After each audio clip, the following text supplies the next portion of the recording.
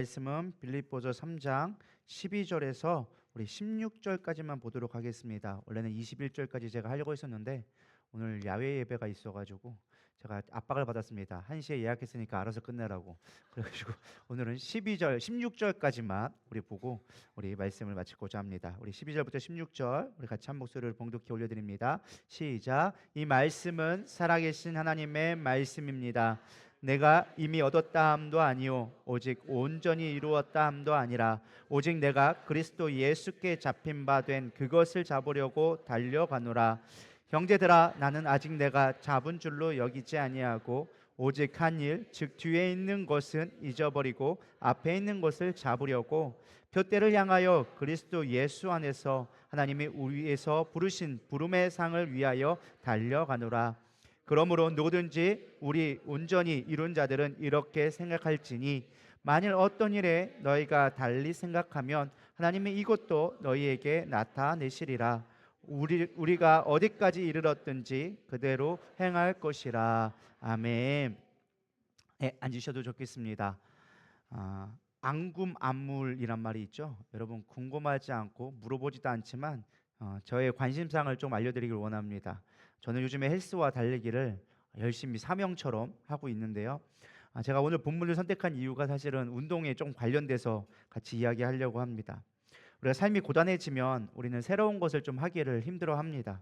지금 당장 힘든데 뭔가를 더 한다는 것이 부담이 되어지고 새로운 에너지를 쏟는다는 것이 쉽지 않습니다. 그럼 당연히 우리는 어떠한 새로운 것에 대한 기대와 소망보다는 비판과 부정이 더 먼저 나오게 되어지죠. 그러다 보면 제가 운동을 하면서 깨달은 게 바로 이것이었어요. 제가 운동을 하는데 헬스를 합니다. 그러면 막 50kg, 60kg 막 상체 하체 막 운동을 합니다. 하고 나면 사실은 팔을 들기 힘들 정도로 막 무겁게 굳고요. 다리 같은 거 하체를 하고 나면 한 발자국 떼기 힘들 정도로 힘듭니다. 그리고 힘드니까 우리 운동을 당연히 그만하게 되잖아요. 빨리 씻고 집에 가야겠다 이런 생각이 들잖아요. 근데 제가 운동을 그렇게 해보니까 그게 좋지 않다라고 얘기하더라고요. 하고 나면 너무 힘든 거예요. 그래서 제가 유튜브를 찾고 공부를 하다 보니까 반드시 그렇게 무산소 운동, 그래서 우리가 힘쓰는 운동을 하고 나면 반드시 리커버리 운동을 해줘야 된다. 그 리커버리가 뭐냐? 유산소 운동을 또 따로 해줘야 된다. 힘들어 죽겠는데 또 달리라는 거예요. 막 힘들어가지고 막 부들부들 떨리고 있는데 거기다 달리고 2, 30분을 꼭 달리고 오세요라고 하는 말이 하더라고요. 처음에 그게 잘 이해가 안 갔어요. 아니 힘들어 죽겠는데 그걸 왜 해? 라고 생각했는데 그거를 했을 때 오히려 몸이 더 빨리 회복되어지는 거예요. 우리가 무거운 걸 들고 막 힘을 쓰면 근육이 에너지를 생산하기 위해서 힘을 쓰기 위해서 젖산이라는 것을 만들어냅니다. 그래서 어떤 사람들은 그게 피로 물질이다. 어떤 사람은 당연히 그걸 에너지를 쓰는 거라 꼭 필요하다. 뭐 의견들은 다양합니다. 워낙 유튜브가 다양한 말을 하다 보니까. 근데 어쨌든 그 젖산이 쌓이면 몸이 무겁고 힘들어져요. 근데 그거를 풀 수 있는 방법은 무엇이냐? 저강도 운동으로 유산소 운동을 해서 그거를 소비해야 우리 몸에 통증이 오지 않는다. 더 빨리 회복되어질 수 있다라고 하더라고요.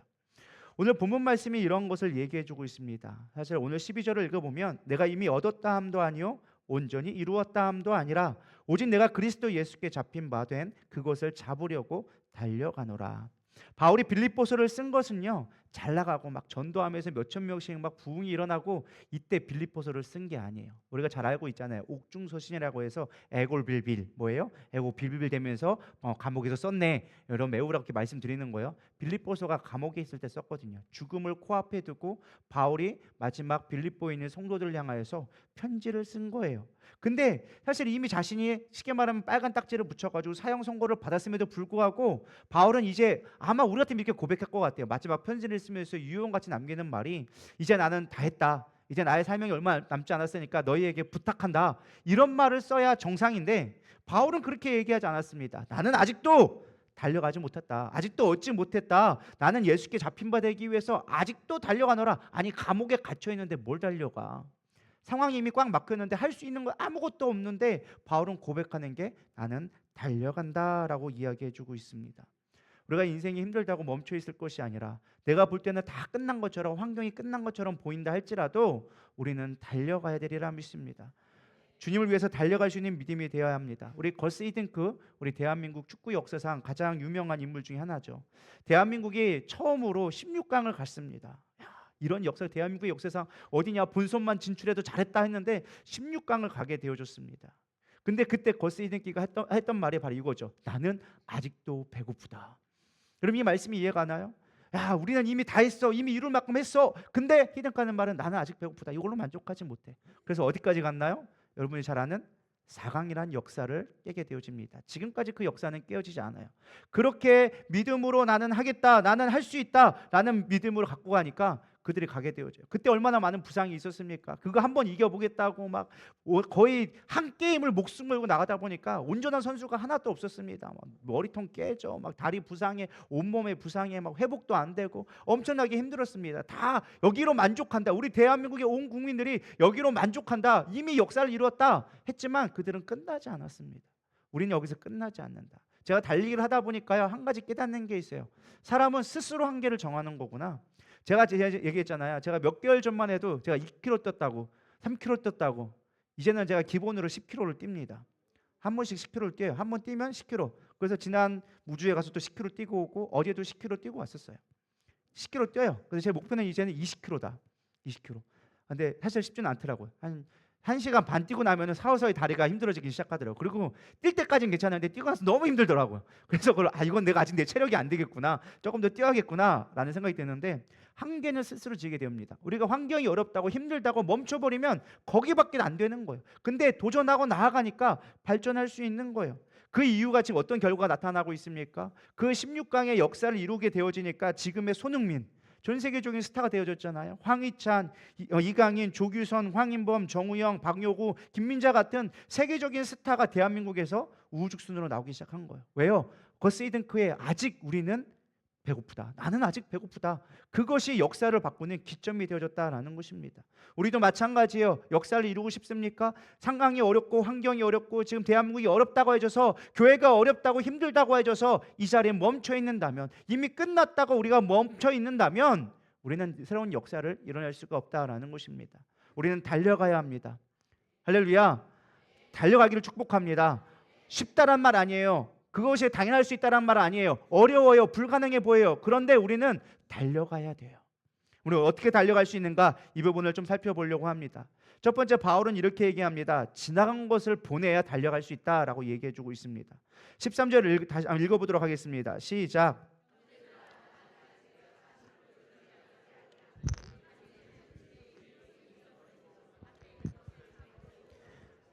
바울은 얘기합니다. 뒤에 있는 것을 잊어버려라. 사실 바울은 엄청난 율법학자였죠. 사실 가말리엘의 수제자였고 로마의 시민이었고 다소 출신의 엄청난 백그라운드 갖고, 사실 그가 구원받기 전에, 회심하기 전에는 엄청난 열정을 가지는 종교 지도자였습니다. 사두개인이라고 할 만큼, 그러니까 종교 당시에 사내들의 공의회 회원이라고 될 만큼 지위도 갖고 있었던 자였습니다. 그런데 그가 뭐라고 고백합니까? 이 모든 것을 배설물로 여긴다. 왜? 내가 주님을 아는 것이 가장 고상한 것을 알았기에 난 이 모든 것을 배설물로 여기고 나는 주님을 향해 달려간다라고 이야기해주고 있습니다. 우리는 지나갔던 것들은, 예전의 것들이 내 자랑일 수도 있겠지만 버릴 수 있어야 되리라 믿습니다. 제가 좋아하는 노래 중에 하나가 걱정하지 말아요 그대라는 노래가 있습니다. 사실은 불러보고 싶었는데 차마 시간상 그냥 가사만 읽어드리도록 하겠습니다. 그대여 아무 걱정하지 말아요, 우리가 함께 노래합시다. 그대 아픈 기억들 모두 그대여 그대 가슴에 깊이 묻어버리고, 지나간 것은 지나간 대로 그런 의미가 있죠. 떠난 이에게 노래하세요, 후회 없이 사랑했노라 말해요. 전 이 절이 참 좋은 것 같아요. 그때는 너무 힘든 일이 많았죠. 새로움을 잃어버렸죠. 그대 슬픈 얘기들 모두 그대여 그대 탓으로 훌러 털어버리고, 지나간 것은 지나간 대로 그런 의미가 있죠. 우리 다 함께 노래합시다. 후회 없이 꿈을 꾸었다 말해요. 그리고 맨 마지막엔 새로운 꿈을 꾸겠다 말해요 라고 얘기해주고 있어요. 우리가 사실 힘들다 보면 꿈꾸지 못해요. 지금의 상황에 지치다 보니까 새로운 것을 바라보지 못해요. 근데 여기서 뭐라고 얘기합니까? 꿈을 꾸겠다. 꿈을 꾸겠다. 여러분, 그런 믿음 있기를 소망합니다. 세상도 이렇게 놀아야 하는데 우리는 믿음의 사람으로서 지나간 것은 좀 버려버릴 수 있어야 합니다. 제가 미스베 기도회 때 설교를 했지만 우리는 옛 부대를 버려버리고 새 부대를 옷 입어야 돼요. 할렐루야. 새 부대가 옷 입혀졌을 때 새 포도주, 하나님이 부어주신 새로운 영으로 말미암아 새로운 삶을 살 수 있게 되어지는 것입니다. 우리 안에 있는 아픈 상처들 혹은 나의 습관들, 율법에 매여져서 우리가 앞으로 나아가지 못하는 것입니다. 전진하지 못하게 만드는 가장 큰 걸림돌은요, 외부에 있지 않습니다. 바로 내 안에 있어요. 내 스스로 한계를 저어버리고 내 스스로 할 수 없다고 여기기 때문에, 내가 생각하는 폭이 작아지기 때문에 우리는 새로운 일들을 꿈꾸지 못한다라는 것입니다. 과거의 성공에 매인 사람은요, 더 이상 노력하지 않습니다. 왜? 과거의 성공에 매달려 있으니까 새로운 걸 도전할 수가 없는 것이죠. 과거의 실패에 매인 사람도 마찬가지입니다. 징크스에, 그 실패에 두려워서 나아가지 못한다라는 것입니다. 우리는 어떻게 해서든지 과거에 매이는 것이 아니라 과거를 흘려보내고 새로운 일을 나가야 한다라는 것입니다. 이런 말이 있습니다. 젊은이는 내일을 보고 노인은 과거를 돌아본다. 단순하게 나이를 이야기하는 것이 아닙니다. 우리의 영적인 상태의 마음을 얘기하는 것이죠. 여러분들은 어떤 상황에 있습니까? 내일을 바라보고 있습니까? 아니면 과거를 추억하며 회상만 하고 있습니까? 나는 나이가 80이어도 모세 같은 경우는 내일을 꿈꾸며 갔습니다. 나이는 20인데도 예전에 있는 것만 생각하는 사람들이 있어요. 저는 여러분들이 전자가 되기를 소망합니다. 나이는 숫자에 불과합니다. 우리는 내일을 꿈꾸며 가야 되리라 믿습니다. 자신의 육체적 한계를 짓지 마시고, 우리가 서로 개척자로서 성령이 임하면 가장 중요한 게 뭐예요? 하나님은 창조의 영이세요. 우리 안에 새로운 것들을 계획하기 원하세요. 근데 우리가 하나님의 성령의 영을 받지 아니하니까 계속 지금에 있는 것만 주목하는 거예요. 지금 문제만 바라보는 거예요. 우리가 정말 해야 될 것은 하나님이 하시고자 하는 일들을 바라보며 한 걸음 한 걸음 나아가야 되리라 믿습니다. 그러려면 나를 버릴 수 있어야 돼요. 나를 부인하고 나를 내려놓을 수 있을 때 하나님 앞에 나아갈 수 있다라는 것입니다. 그래서 바울은 두 번째 얘기하는 것이 우리가 앞으로 나아가야 한다라고 얘기합니다. 뭐 당연한 것 아니냐 할 수 있지만 우리가 막상 나아가지 않고 주저할 때가 참 많이 있습니다. 특별히 우리가 나아갈 때 중요한 원칙이 있는데 무엇이냐? 표대를 향해야 된다는 거예요. 목적지가 있어야 한다라는 것입니다. 목적이 없으니까, 방향을 알지 못하니까 우리는 나아가지 못하는 거예요. 제가 항상 얘기하지만 바다에서 가장 위험한 건 무엇이냐? 폭풍 칠 때가 아니에요. 나침반이 없을 때예요. 목적을 잃어버리면 그거는 표류하게 되어지는 거예요. 흔들릴 수밖에 없는 거예요. 아무리 내가 태평양 한가운데 있다 할지라도 목적지가 분명하면, 나침반만 있다면 우리는 그 길을 향해 갈 수가 있다라는 거예요. 근데 우리가 나침반이 없어져 버리고 목적지가 없어 버리면 어디로 가야 할지 모르기 때문에 표류할 수밖에 없다라는 것입니다. 저는 여러분들이 표대를 향해 달려갈 수 있기를 소망합니다. 그래서 14절에 얘기합니다. 표대를 향하여 그리스도 예수 안에서 하나님의 위에서 부르신 부름의 상을 위하여 달려가노라. 여기서 달려간다는 말이 세 번이나 나오는데 표대를 향하여 달려간다라고 얘기해 주고 있습니다. 그다음 표대가 무엇이냐? 이렇게 보시면 됩니다. 우리가 무엇을 바라보냐가 중요한데, 옛날에 한 어느 시골에서 제식 훈련을 했습니다. 요즘에야 뭐 학교에서 제식 훈련 안 하지만 군대 가야지만 하지만, 옛날에는 조련이라는 시간이 있어가지고 제식 훈련을 했었습니다. 조련, 교련. 조련은 왜 나오는 거야? 조련은 내가 개를 훈련시키는 거야? 갑자기 조련이 왜 나왔어? 교련. 죄송합니다. 제가 새벽에 설교를 준비하는 가끔 이렇게 단어가 헷갈릴 때가 있어요. 그래서 교련을 하게 되어지는데 제식 훈련하게 되어지는 거예요. 근데 제식 훈련인데 앞으로 가야 되는데, 이게 똑바로 가야 되는데 똑바로 가지 못하고 막 흔들려서 막 이쪽 저쪽 막 가기 시작하는 거예요. 앞 사람을 똑바로 보고 있는데 못 가니까 선생님이 가만히 있다가 앞에 있는데 기준 잡은 다음에 얘기한 거예요. 야, 네가 기준이야? 너는 이제 쫙 앞에만 보고 딱 가게 되어야 돼. 앞에만 보고 가라고 하는데, 똑바로 앞으로 탔는데 아까보다 더 삐뚤삐뚤 가기 시작하는 거예요. 그래서 선생님 화가 나가지고, 야, 어디다 보고 가냐고, 눈깔이 삐었냐 막 이러면서 똑바로 안 봐! 라고 얘기하는 거예요. 그래서 걔가 억울한 표정으로 얘기하는 거예요. 선생님이 저 앞에 보라면서요, 목적지에 표대에 저 목적을 정해놓으라면서요. 그래서 뭐를 잡았는다니까, 저 앞에 있는 소를 봤어요. 근데 소가 절로 움직여서 걔를 보고 갔어요. 막 이러고 있는 거예요. 소는 풀을 먹으려고 막 절로 움직이니까 그것만 보고 가느냐고, 앞으로 가니까 계속 따라가는 거예요. 그러니까 앞으로 가는데 옆으로 가기 시작하는 거죠. 우리가 목적지가 참 중요한 거예요. 표대를 세운 게 참 중요한 것 같아요. 그냥 바라본다고 되는 게 아니다라는 것입니다. 히브리서 13장 8절은 얘기합니다. 예수 그리스도는 어제나 오늘이나 영원토록 동일하시니라. 하나님은 변개치 않으신 하나님이라고 우리에게 말씀해 주고 계십니다. 우리 이 땅 가운데 우리가 바라봐야 될 변개치 않는 가장 중요한 건 오직 예수 그리스도를 믿으시기 바랍니다. 여러분이 돈이 진리인 것처럼 보이지만 돈도 언제든지 변해요. 돈의 주인이 있나요? 주입하네요. 여러분, 돈의 가치가 항상 똑같을까요? 돈의 가치도 변해요. 돈의 모양도 변해요. 믿으십니까? 돈은 우리의 기준이 될 수 없다라는 거예요. 언제든지 흔들리고 넘어질 수밖에 없다라는 거예요. 근데 우리는 항상 기준이 뭐예요? 돈. 돈만 있으면 다 될 것 같아. 돈만 있으면 다 해결될 것 같아. 근데 돈은 우리의 인생의 기준이 될 수가 없다라는 거예요. 우리의 가장 중요한 건 예수를, 변하지 않는 언제나 동일하신 주님을 바라볼 때 우리 인생이 흔들리지 않게 되어진다라는 것입니다. 바울은 이 동일하게 달려갈 수 있는 모습을 잘 설명해 준 구절이 있습니다. 바로 고린도전서 9장 24절 말씀인데요. 그 말씀에 우리가 어떻게 달려가야 되는지, 표대를 향해 달려간다는 게 어떠한 모양으로 달려가야 되는지를 자세히 가르쳐 주고 있습니다. 우리 한번 고린도전서 9장 24절에서 27절 말씀 같이 보도록 하겠습니다. 시작. 운동장에서 다름질하는 자들이 다 달릴지라도 오직 상을 받는 사람은 한 사람인 줄 너희가 알지 못하느냐. 너희도 상을 받도록 이와 같이 다름질하라. 이기기를 다투는 자마다 모든 일을 절제하나니 그들은 썩을 승리자의 관을 얻고자 하되 우리는 썩지 아니할 것을 얻고자 하노라. 그러므로 나는 다름질하기를 향방 없는 것 같이 아니하고 싸우기를 허공을 치는 것 같이 아니하며 내가 내 몸을 쳐 복종하게 함은 내가 남에게 전파한 후에 자신이 도리어 버림을 당할까 두려워함이로다.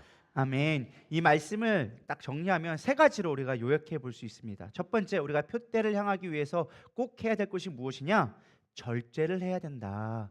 여기 보면 나와 있죠. 몇 절에 나와 있나요? 저기 썼는데 절제하나니 25절 이기기를 다투는 자마다 모든 일에 절제하나니. 예수를 따르기 위해서는요, 이것도 하고 저것도 할 수 없습니다. 반드시 집중해야 표대를 향해 갈 수 있는 것입니다. 여기서 달려간다라는 말은요, 단순하게 러닝, 어떤 달려가는 행위를 묘사하는 것이 아닙니다. 이것은 사냥감을 잡기 위하여져서 추적하는 모습을 달려간다라는 말로 표현을 해주고 있습니다. 고대에는요, 사냥 대회가 많이 열렸습니다. 우리 조선 시대 가면 왕들이 주로 많이 했던 게 사냥 대회들을 많이 했죠. 근데 이때 사냥 대회의 기준은 그겁니다. 누가 빠른 시간에 더 큰 것을 잡아오느냐가 사냥의 우승을 취할 수 있는 것이죠.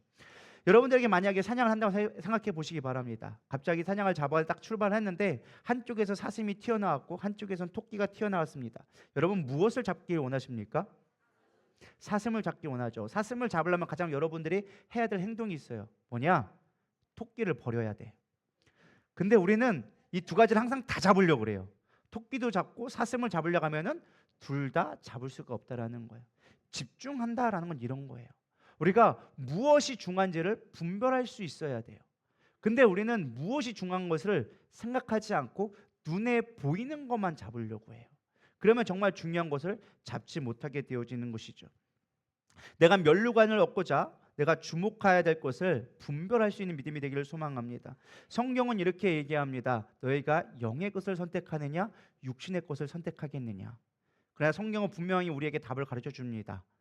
영은 생명이고 육은 사망이다라고 얘기해주고 있어요. 근데 우리는 그것을 알면서도 우리는 육신의 것들을 늘 선택하기에 급급합니다. 왜? 눈의 것은 보이고 영의 것은 보이지 않거든요. 우리가 볼 때는 육의 것들이 더 커 보이는 거예요. 근데 하나님은 얘기하는 거예요. 너희들이 정말로 온전하게 달려가기 원한다면 보이지 않는 영의 것을 취할 수 있어야 된다라는 거예요. 그것이 우리 가운데 더 중요하다라고 얘기하는 거예요. 그게 집중이라는 거예요. 할렐루야. 저의 이야기를 좀 하자면 제가 요즘에 운동을 그래도 나름 열심히 하고 있잖아요. 그래서 운동 얘기를 하는데 제가 처음에 얘기했잖아요. 안물안굼. 그렇지만 그러면 제 얘기를 할 수밖에 없습니다. 제가 열심히 운동을 하고 있습니다. 나름대로 막 10kg씩 뛰고 하면은 유튜브 보니까 뭐 5kg가 빠졌다. 하루에 10kg만 뛰어보세요. 뭐 몸이 바뀝니다 했는데 저는 안 바뀌더라고요. 그래서 제가 얘기했어요. 밥 먹다가 나 10kg 뛰었는데 몸이 안 빠진다고. 몸무게가 1kg밖에 500g도 안 줄었다고 얘기하니까 함사모가 딱 한마디 일침을 합니다. 그렇게 먹으니까 안 빠지지. 딱 하나예요. 우리가 몸무게를 빼고 싶다. 그러면은 방법 없습니다. 운동도 물론 중요하지만 안 먹어야 돼요. 줄여야 돼요. 이게 선택하지 않으면 똥이란 거예요. 아무리 열심히 운동해봐야 근육은 생기고 몸은 건강해질 수 있겠죠. 근데 체중은 1도 안 빠지더라고요. 배는 그대로 있어. 물론 조금은 들어갔어요. 제가 뭐 한 4kg 정도 빠지긴 했는데 그래도 한 달에 1kg씩 빼니까 잘 빼고 있는 거죠. 어쨌든 중요한 건 뭐냐? 내가 어떤 변화를 요구한다면 반드시 집중을 해야 돼요. 선택을 해야 돼요. 버려야 될 게 무엇인지, 취해야 될 것이 무엇인지를 분별해야 돼요. 운동은 열심히 해야겠죠. 그러나 내가 음식은 버릴 수 있어야 돼요. 그래야 결론이 되어지는 거예요. 근데 내가 음식도 취하고 이것도 취하겠다, 안 되는 거예요. 이해가 되시나요? 여러분들 이해하라고 제 몸을 그냥 희생시킨 거예요. 뭐 제가 먹고 그렇다는 게 아니고 그냥 그렇다고 얘기를 드리는 거예요. 그래서 여러분들이 절제할 수 있기를 소망합니다. 내가 하고 싶은 대로 한다고 되지 않아요. 여러분들이 내가 원하는 거, 보여지는 거, 내가 이루고 싶은 것들을 한다고 해서 하나님의 영적인 것들을 이룰 수가 없다라는 거예요. 절제하셔야 달려갈 수 있는 거예요. 내일을 꿈꿀 수가 있는 거예요. 여러분 그냥 공부하는데 다 같이 친구처럼 놀자 할 때 놀면 공부할 수 있어요? 못해요. 반드시 노는 거를 줄이고 집중해서 남들 잘 때 공부해야 서울대 들어가는 거지. 그냥 놀고 먹고 다 하면서 서울대 간 사람은 아무도 없습니다. 정직해요. 그래서 우리가 그런 것에 절제할 수 있기를 소망합니다. 두 번째는 방향성을 잊지 않아야 된다라고 얘기해 주고 있습니다. 우리 26절에 보면 그러므로 나는 다름질하기를 향방 없는 것 같이 아니하고 싸우기를 허공에 치는 것 같이 아니하며라고 얘기해 주고 있습니다. 이것은 다른 말로 얘기하면 내가 무엇을 주목하느냐.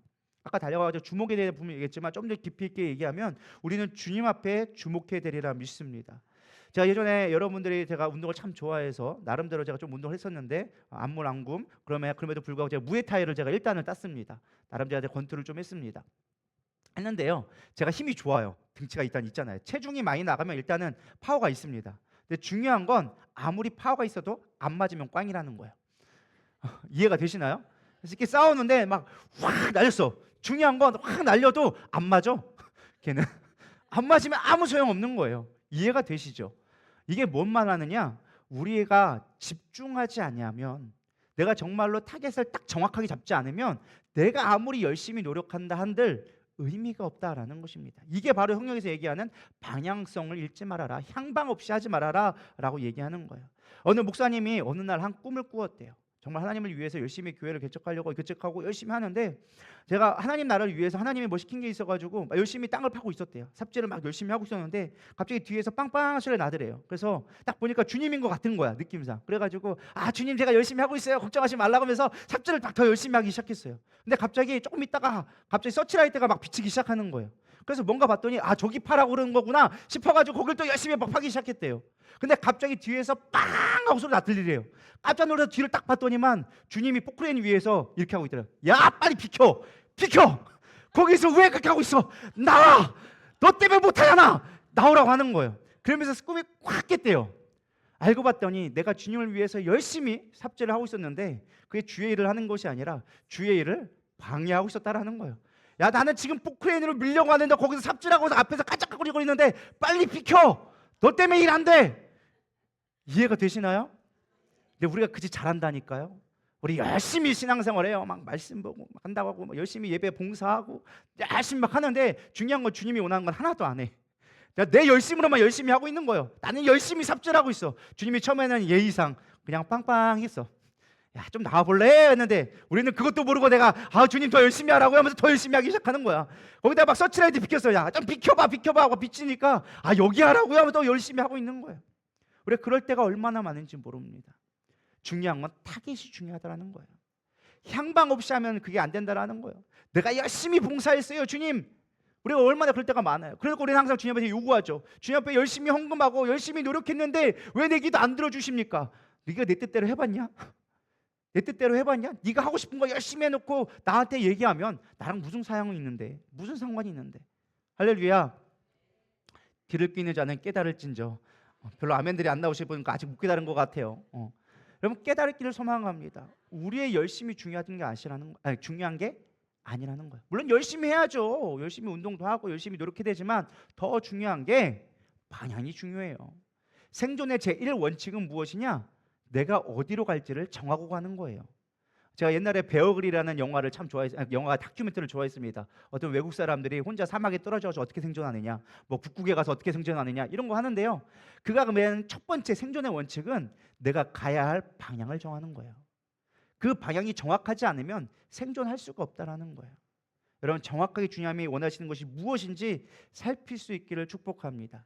그게 우리가 표대를 향하여 갈 수 있는 중요한 기준이에요. 마지막 세 번째는요, 복종해야 돼요. 몸을 쳐 복종해야 된다라고 얘기합니다.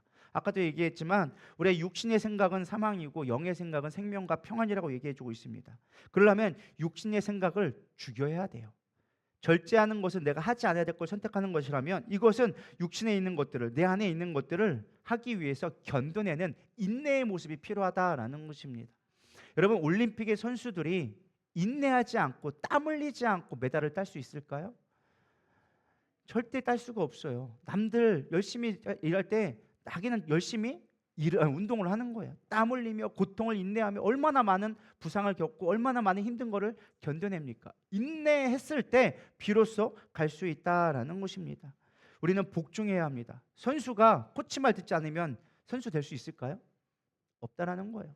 우리 저 뒤에 감독님 계시는데, 감독님 있는데 훈련 애들한테 이렇게 훈련하라고, 야 오늘 운동장 열 바퀴 뛰고 슛 100번 사봐 라고 얘기했는데 애들이, 아 감독님 저 어저께 해봤는데요 별로 효과 없는 것 같아요. 오늘 제 마음대로 할게요. 그냥 5바퀴만 돌고 그냥 한번 볼 한번 찾아 갈게요. 그럼 어떻게 될까요? 그냥 잘리는 거예요. 선수가 될 수가 없는 거예요. 뭐 그거는 뭐 말할 것도 없어. 그거는 뭐 그거 얘기할 것도 없어. 감독이 시키면 해야 되는 거예요. 안 그래요? 내 생각이 중요하지 않다는 거예요. 우리는 그 말에 순종하고 복종할 수 있어야 된다는 거예요. 그래서 바울의 15절에 이렇게 얘기합니다. 그러므로 누구든지 우리 온전히 이룬 자들은 이렇게 생각할지니 만일 어떤 일에 너희가 달리 생각하면 하나님이 이것도 너희에게 나타내시리라. 여러분들이 이 말씀을 좀 깊이 있게 묵상을 안 해봐서 좀 이 말씀이 잘 다가오지 않을 거예요.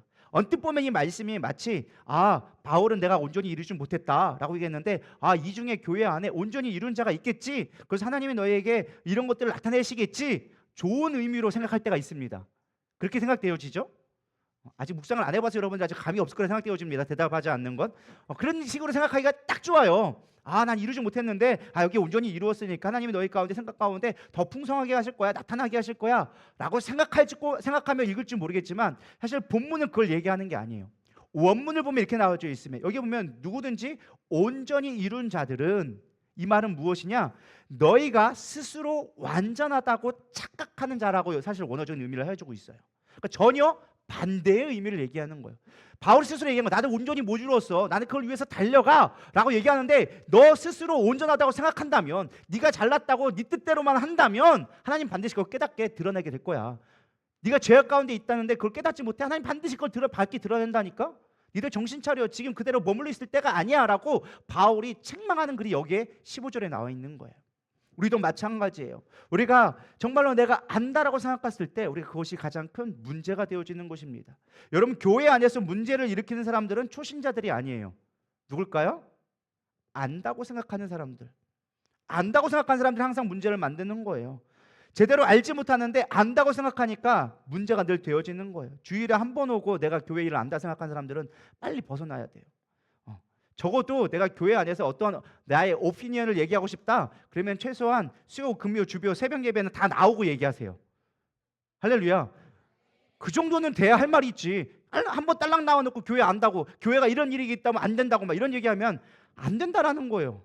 어떻게 돌아가는지 상황을 알고, 전후 상황을 알고, 여기도 들어보고, 그리고 하나님의 뜻이 무엇인지 분별하고 그 다음에 얘기해야 되는데, 조금 내가 보고 내 생각으로 보고 내 생각으로 판단했더니 이건 아닌 것 같아요, 목사님 그러시면 아니되옵니다 막 이러면서 막 한단 말이에요. 그거 얼마나 하나님 보시기에 억울한 건데. 성경에 보면 나와 있잖아요. 미리암이 있었어요. 미리암이 모세의 누나였어요. 근데 가가지고 미리암이 구스 여인하고 바람을 폈네. 우리 민수기 때 6장 있잖아요. 솔직히 말하면 바람도 아니에요. 그거는 80세 83세 노인이 뭐 갑자기 뭐 내가 욕정이 끌어올라가면 내가 장가 새 장가 갈 거야, 집보라 죽었으니까 나 새 장가 갈래, 이런 분위기가 아니라는 거예요.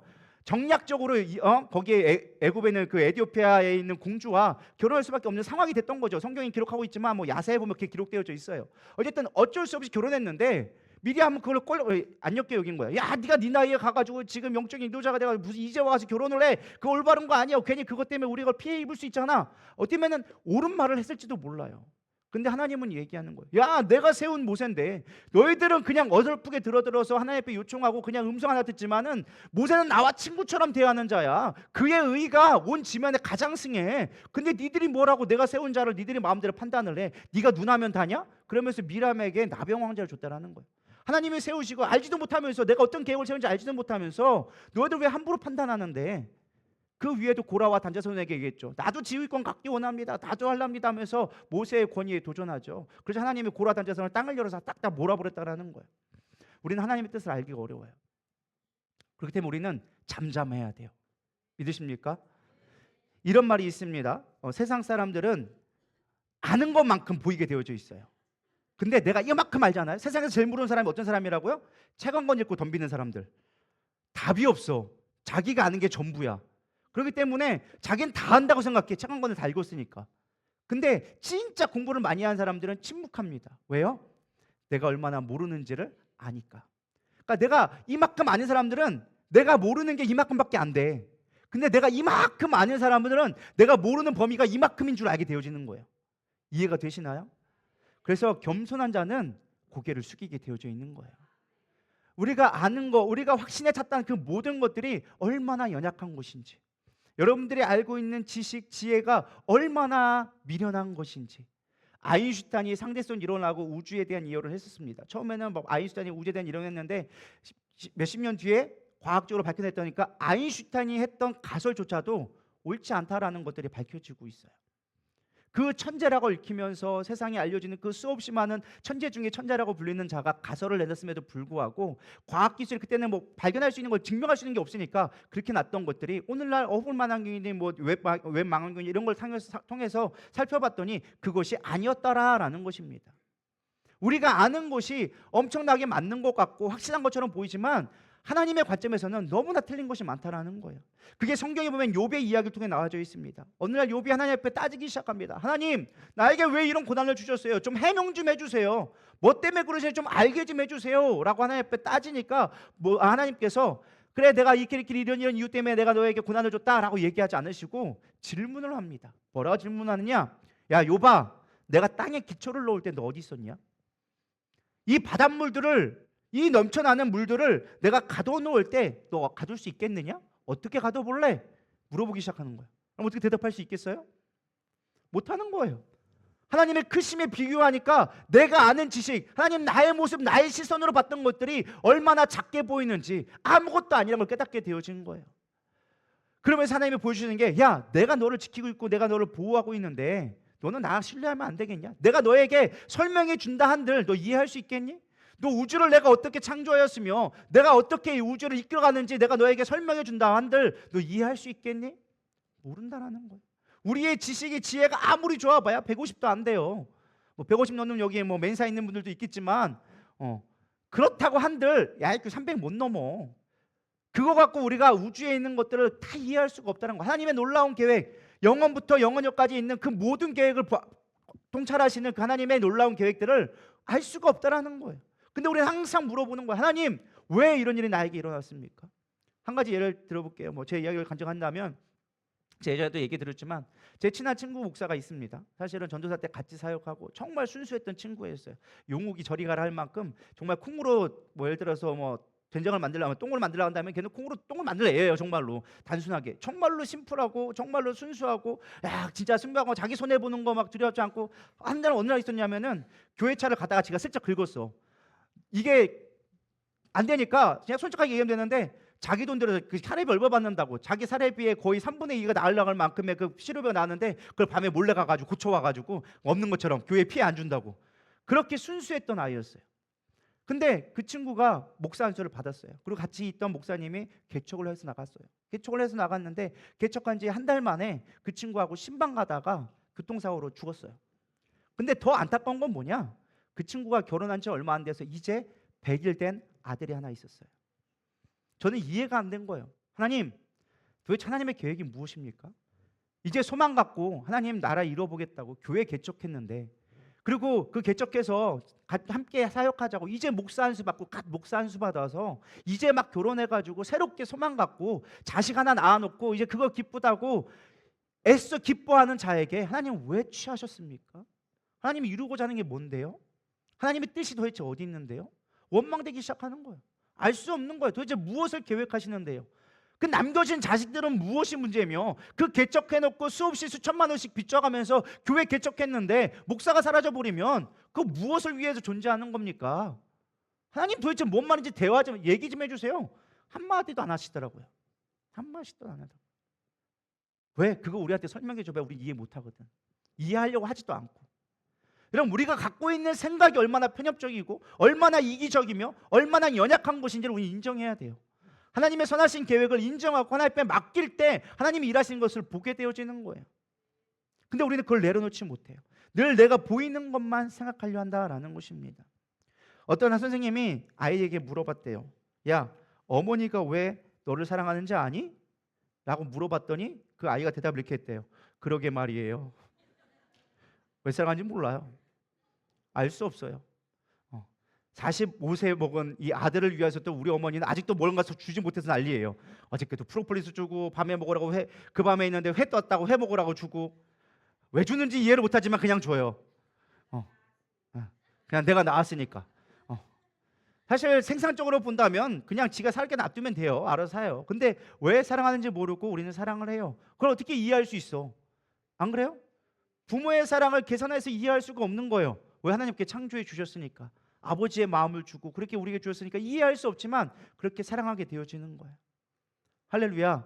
우리가 이해할 수 없는 것들이 너무 많아요. 근데 우리는 그걸 다 이해하려고 하고 그걸로 해석하려고 하고 풀어보려고 하니까 헤매기 시작하는 거예요.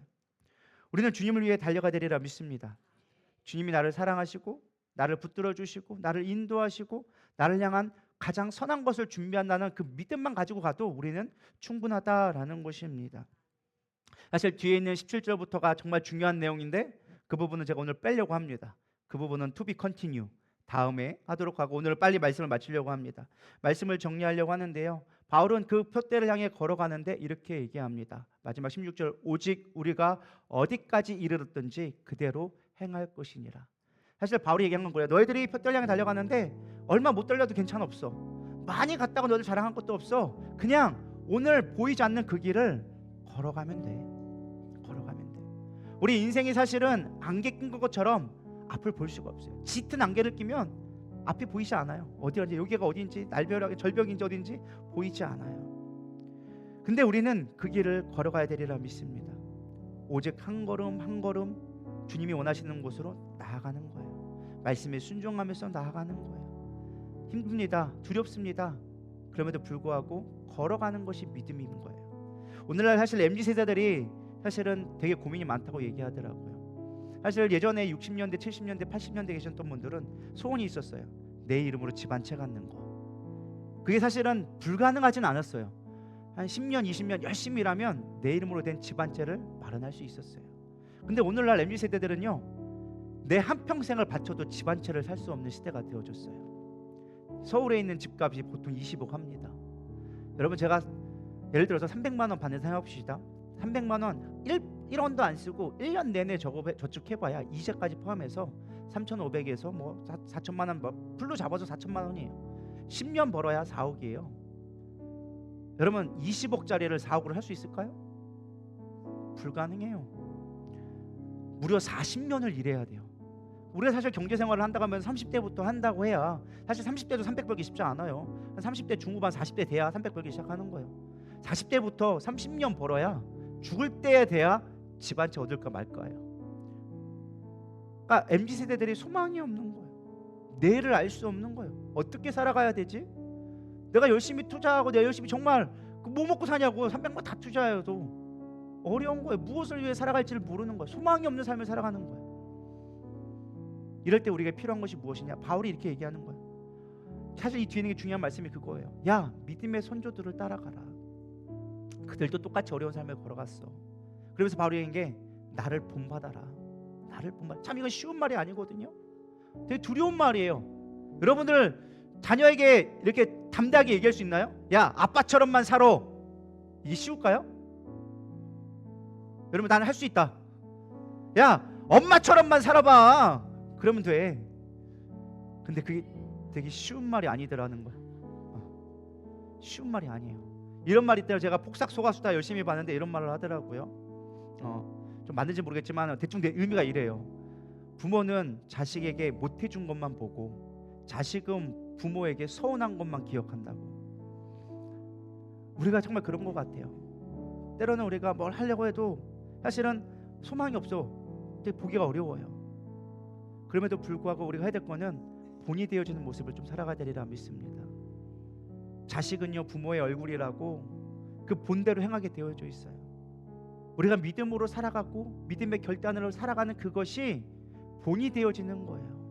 야, 너 왜 교회 안 나와? 왜 기도 안 해? 이것보다 더 중요한 게 뭐예요?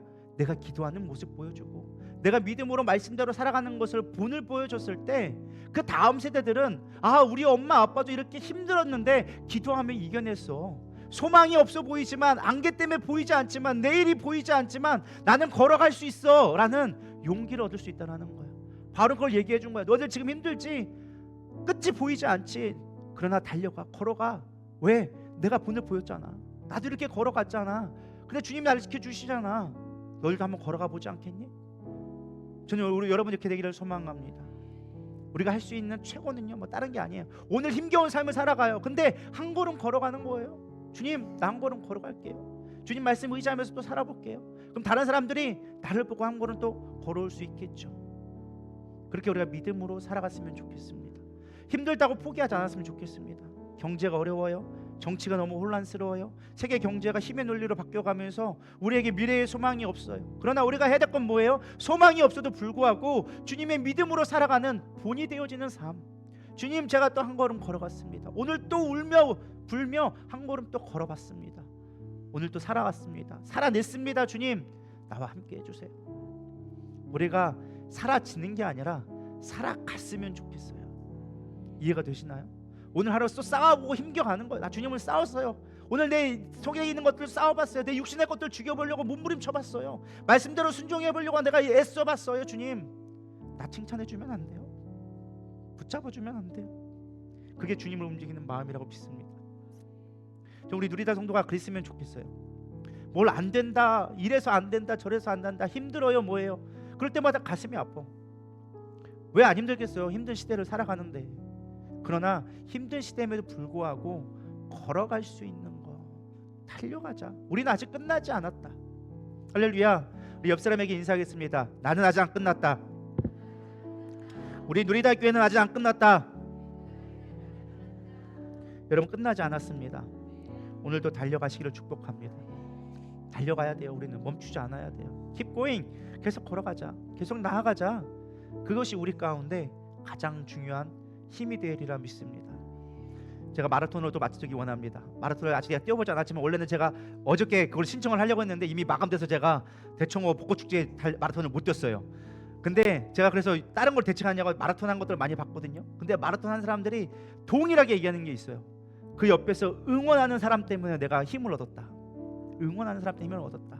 정말로 막 20km, 30km 나가면은 포기하고 싶은 마음 오는데 옆에서 화이팅! 할 수 있습니다! 하자 하자! 막 이렇게 하고 막 하니까 그것 때문에 정말로 내가 끝까지 갈 수 있었다라는 것들을 너무 많이 듣게 되어졌어요. 우리 옆에서 서로 응원해 줬으면 좋겠어요. 우리 아직 끝나지 않았어. 우리 달릴 수 있어. 할 수 있어. 우리 갈 수 있어. 할렐루야. 우리 옆 사람에게 인사하길 원합니다. 할 수 있어. 같이 가자. 함께 가자. 이겨내자. 아멘. 그게 교회예요. 그게 교회고 우리의 믿음이라고 믿습니다. 우리 이 시간 표대를 향하여 아까 불렀는데요. 우리 다시 한번 찬양으로 고백하며 우리 기도로 나아가도록 하겠습니다.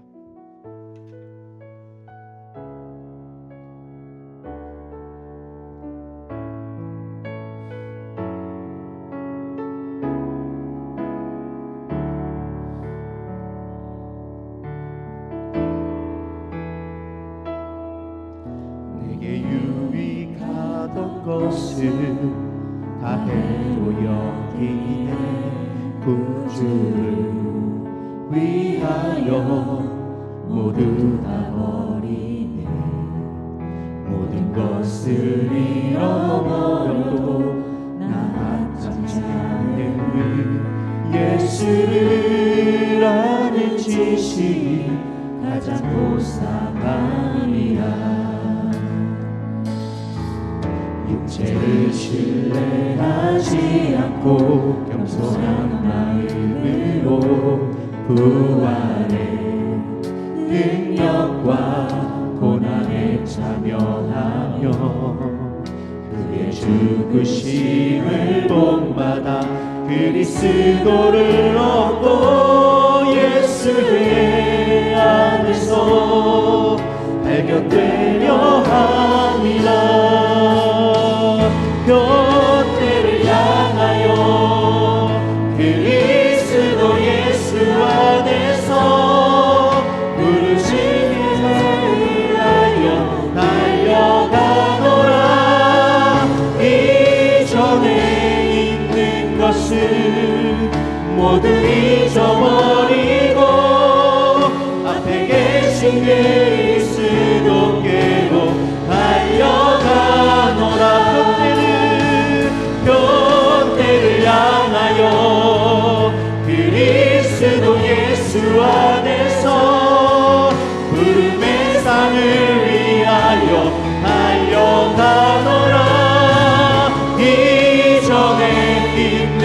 것을 모두 잊어버리고 앞에 계신 그리스도께로 달려가노라.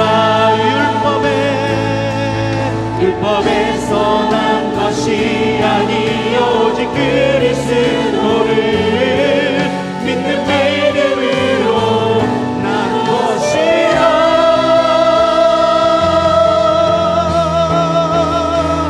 뼈대를 향하여 그리스도 예수 안에서 부름의 상을 위하여 달려가노라. 이전에 있는 것을 모두 잊어버리고 앞에 계신 그리스도께로 달려가시고 푯대를 향하여 그리스도 예수 안에서 부름의 상을 위하여 달려가노라. 이전에 있는 것은 모두 잊어버리고 앞에 계신 그리스도께로 달려가노라. 말씀을 생각하면서 주님, 내 안에 멈추지 않기를 소망합니다. 두려워하지 않기를 원합니다. 보이지 않는 데서 주저하지 않기를 원합니다. 믿음을 향해 달려가게 하여 주시옵소서. 푯대를 향해 달려가게 하여 주시옵소서. 하늘의 시민권을 받기 위하여져서 하늘에서 부어지는 그 부름의 상을 얻기 위하여져서 하나님 달려가게 하여 주시옵소서. 육체에 매이지 않게 하여 주시옵시고 오직 영으로 살아가는 놀라운 영적인 권세가 회복되게 하여 주시옵소서. 우리 고백하는 마음으로 주여 세 번 부르며 기도하며 나가겠습니다. 주여 주여 주여. 하나님, 우리 안에 영적인 권세가 회복되기를 원합니다. 세상에 쫄지 않고 하나님 떨지도 않고 하나님 주저하지 않게 하여 주시옵소서. 믿음으로 푯대를 향해 걸어갈 수 있는 믿음 되게 하여 주시옵소서. 우리의 연약한 믿음, 우리의 흔들릴 수밖에 없는 연약한 믿음 하나님 일으켜 주시옵소서. 나아가게 하여 주시옵소서. 두려워하며 염려하지 않게 하여 주시옵소서. 주님이 나를 부르신 그 부르심의 상을 얻기 위하여 주님 나를 붙들어 주시옵소서. 나를 인도하여 주시옵소서. 나의 연약한 믿음도 주님 세워주시옵소서.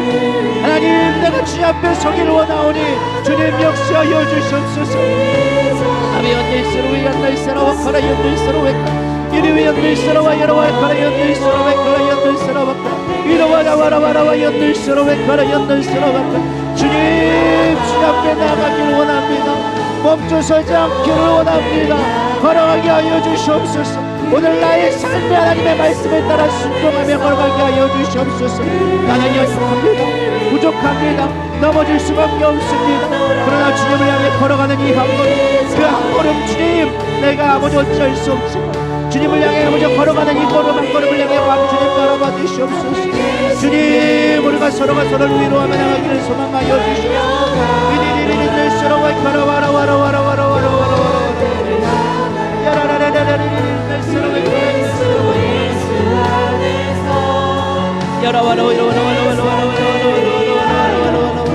우리들이 당기기를 소망하며 어려운 영광에 무너지지 않게 하여 주시옵소서. 일어서게 하여 주시옵소서.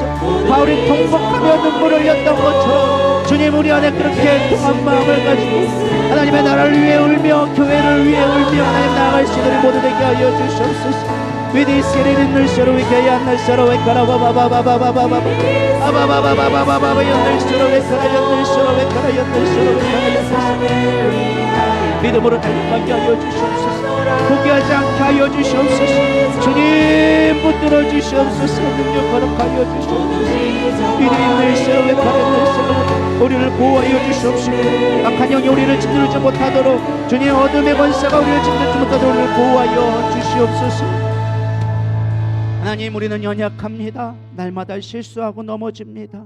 어떻게 살아갈지를 모르며 앞이 막막하여져서 무엇을 바라봐야 할지도 혼미합니다. 그러나 주님이 주시는 푯대를 놓지 않기를 원합니다. 주님, 우리에게 주시는 그 예수님의 십자가의 보혈, 십자가의 능력을 향해 나아가기를 원합니다. 오늘 아버지 종료주일입니다. 주님이 예루살렘을 향해 나아가셨던 것처럼 우리가 주님을 향해 하여져서 걸어갈 수 있는 믿음 되게 하여 주시옵소서. 그것이 사망의 길이라 할지라도 담력을 얻고 걸어갈 수 있도록 인도하여 주시옵소서. 하나님의 영광이 나의 삶에 우선되게 하여 주시옵소서. 하나님을 신뢰하며 나가게 하여 주시옵소서. 우리를 죽음으로 인도하는 것이 아니라 부활의 삶으로 인도하는 그 주님의 능력이 내 안에 실제가 되기를 소망합니다. 그저 머리로만 하는 부활의 능력이 아니라 내 삶으로 새롭게 태어날 수 있는 믿음의 능력들 되게 하여 주시옵시고, 하나님을 향하여서 걸어갈 수 있는 아버지 능력을 허락하여 주시옵소서. 이제는 우리 주 예수 그리스도의 은혜와 하나님의 무한하신 사랑과 성령님의 내주 교통 위로하심이 하나님의 나라를 향하여 줘서 쉬지 아니하며 달려가기 원하는 자들 위해 이들의 기업과 가정과 사업 위에 이제로부터 영원토록 함께 계실지어다. 아멘.